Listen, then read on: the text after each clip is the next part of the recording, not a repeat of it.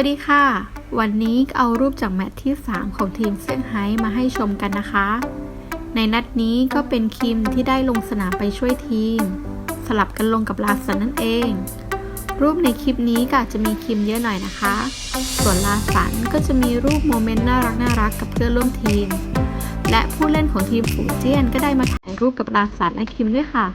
น่ารักมากๆเลยค่ะ